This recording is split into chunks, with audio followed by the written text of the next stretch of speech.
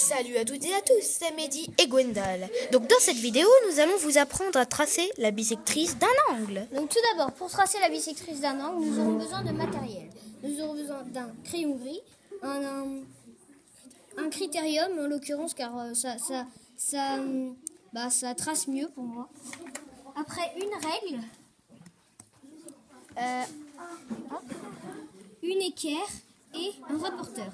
Donc ça c'est le matériel qu'il faut à tout prix avoir. Et après pour la méthode numéro 2, nous aurons besoin d'un compas, n'importe quel compas, et d'une gomme si vous vous trompez à un moment, si besoin. Voilà.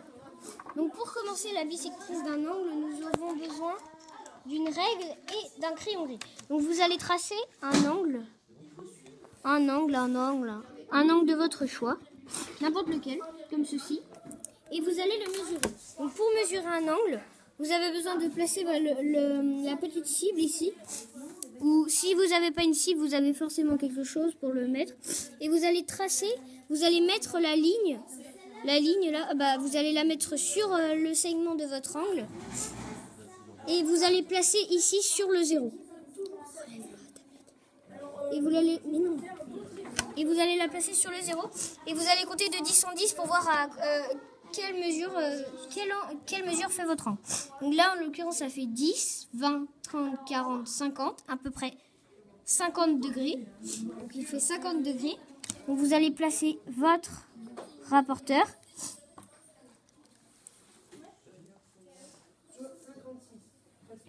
Vous allez placer votre rapporteur et vous allez prendre 25 degrés ici en haut. Vous allez prendre 25 degrés et juste faire un petit trait à 25 degrés car c'est la moitié.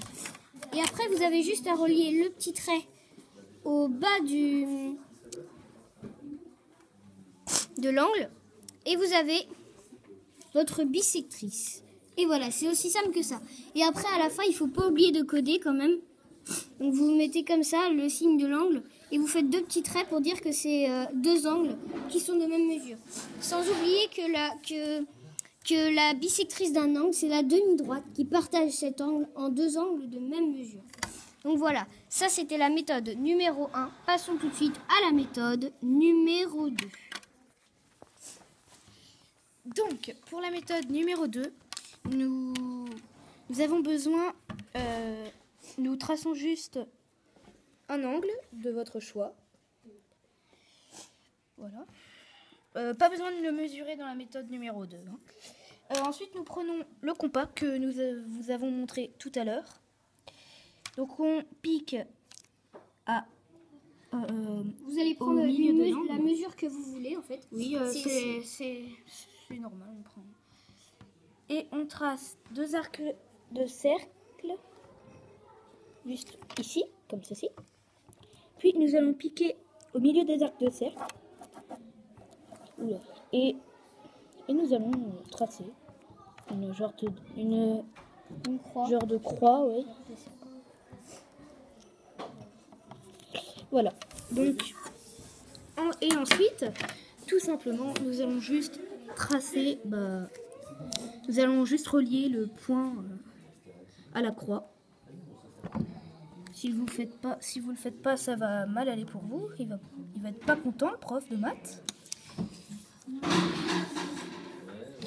Et